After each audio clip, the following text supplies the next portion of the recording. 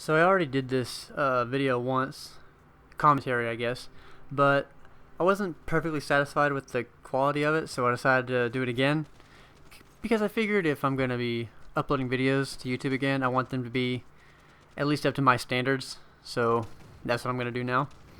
So this is a controversial thing to say, and I understand that, and I definitely didn't feel this way a few years ago, but I've come to the conclusion that Halo needs to fucking change. And by change, I mean evolve. Not necessarily change, but evolve is the better word. So, what do I mean by this? I mean that new things need to keep happening in these games, and I'm thoroughly pleased with what I've been seeing from all the stuff we've been seeing from Halo 5. The beta I thought was great. I think that the changes they made to the multiplayer and the gameplay itself, I thought that all that shit was really cool, and it worked really well within the game, and I thought it fit within Halo. And the reason, this is kind of hard to explain because I thought that the changes that they made in Halo Reach and Halo 4 weren't well done. They weren't implemented well. But I first want to discuss how what really brought this to my attention. I've been playing a lot of the Master Chief Collection recently, and I also played a little bit of the Gears Ultimate Edition Remaster beta, which is basically it's just Gears 1 remastered, the multiplayer for that. And what really got me thinking about this is like the games when they first came out, they were just amazing. They were awesome, revolutionary, and but the thing is, I don't think they hold up that well all these years later. So the Gears 1 controls and mechanics and movement and all this stuff, just the way your character moves about the map, it's not as smooth and as improved. The mechanics aren't that good when compared to the later titles because they changed the controls. They changed the way you move around the map, the way you interact with cover when you're going in and out of cover. They increased the speed, the fluidity of transitioning from one piece of cover to another, and they gave you this ability to cancel your slide so that you're able to just go back and forth between cover really fast. And they made these really good changes that improved the tempo, the speed, and the maneuverability, and the control was a lot better. So over time, these changes improved the gameplay and made it flow really well. And I feel that all of the abilities that you have in Halo 5 improve the tempo, the speed, the fluidity of the gameplay, and then make it to where you can pull off all these really cool moves.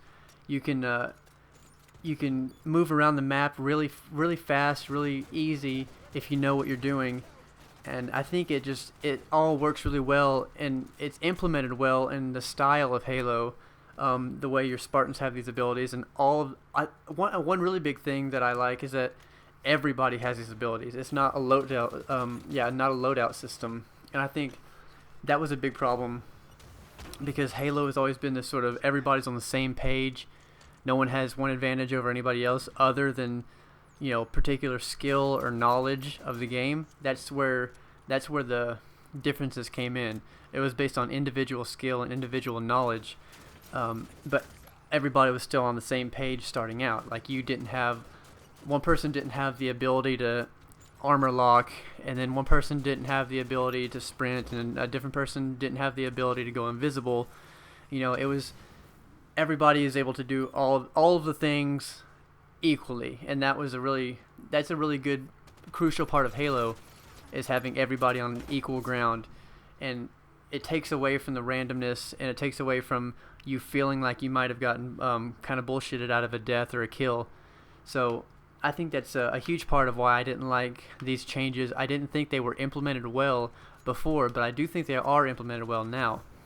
So when going back and playing the older Halo games, I do feel like, especially Halo 1, and this is similar to what I feel about Gears of War 1 compared to the other titles. I feel like Halo 1, it's because it's an older game, it was the first go around. It's just the controls are a bit clunkier. not as smooth. Hit detection and hitboxes are a little weirder. It's not terrible, obviously. I mean, I love the games. I thought they were great. I just don't think they hold up that well, and I think improvements need to be made in order to make these games better. And it's not about, you know, taking anything away from these older games. They did their part. They were great, but things have to keep evolving to improve the experience and to add new things to make it fun, to make the games worthy of, of being made. Honestly, we complain all the time about there's a new Call of Duty and there's a new Assassin's Creed every year, and they never change anything. But then when some changes get made to games like Gears of War or Halo, we flip the fuck out. Like, oh, why is there sprint? Why are people sprinting in my Halo game?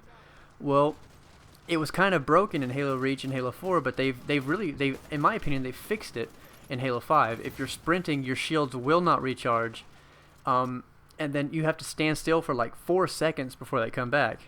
And then if you take off sprinting again, they stop charging again. You have to wait another 4 seconds. So there's a risk reward. You have to really know what you're doing if you're going to get away from a fight by sprinting. And then if you get shot while you're sprinting, then you get stopped. Like you stop fucking running, basically. So it's sort of a stopping power mechanism, and it adds a little bit of a. You have to really be able to maneuver around the map and know where you're going, and outplay your opponent in order to get away in a situation like that. I found myself in the beta many times. I was able to get away from risky situations because of my use of my abilities, my clamber, my sprint, evade, knowing the map layout, knowing where I was going, where I could go to find safety and avoid getting shot or grenaded. And in other scenarios, people were trying to run away from me, and I was able to finish off a lot of my kills that I either would not have been able to do in Halo Reach and Halo 4, but I could do in Halo 5 because of the way they balanced these the sprint and all the other abilities. And I feel like they did a really good job of adding really cool abilities like ground pound and shoulder charge that are really fun to use, but also not making them too easy to use or too overpowered. The shoulder charge is not a one-shot kill. People have to be already hurt, and you also have to be in a full-on sprint to do it. The ground pound also is not an automatic kill. I think you have to hit them. I think you can get them with one hit if you hit them like perfectly dead on, but it's really hard to do. And honestly, I don't even know if it is a one-hit kill if they're full shields. I don't know for sure, but if it is, you have to hit them pretty fucking dead on, which is not easy. People are complaining about the crouch jumping being gone. Honestly, the only reason crouch jumping was a thing was so you can reach higher places. And with the clamber, you don't need to do that. All you have to do is just jump and then grab onto a ledge and climb up. I think it works really well. Crouch jumping isn't necessary. And I think that's a pretty petty thing to hold on to. If that's like the worst thing you can think of, honestly, then I think 343 is doing a really good job of evolving the franchise, and I'm really excited to see where they're going to go next with all of this. I love what they're doing. The story that the campaign that I've been seeing footage of seems really interesting.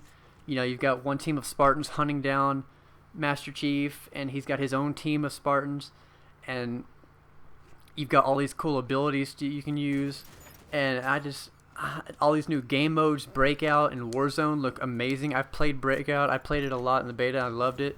Warzone looks incredible, and I'm glad they're making these changes, because as game franchises go on, there has to be improvements made in the gameplay. You have to improve the flow of the game, improve the tempo.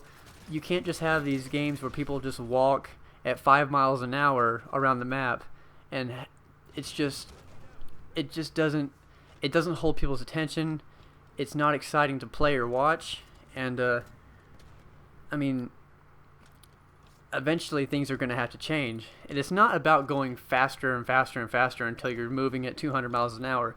There's there's a limit you can reach, but I do feel like the way they implemented sprint and all these other abilities, and the way they've upgraded the running speed to the point that they have, I think it's really well balanced.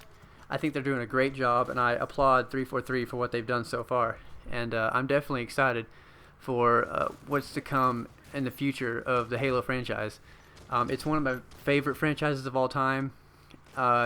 It got me into online multiplayer games. It got me into Xbox Live. This franchise did, Halo 3 in particular.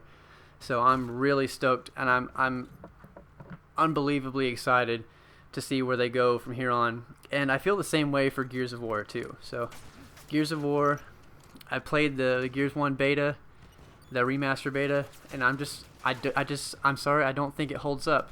I think these games need to evolve, and improvements need to be made, and I think they are being made, honestly. And I'm really looking forward to the future. So let me know what you guys think in the comments, all 4 of you who watch this. Yep, thanks for watching, guys. Have an excellent day.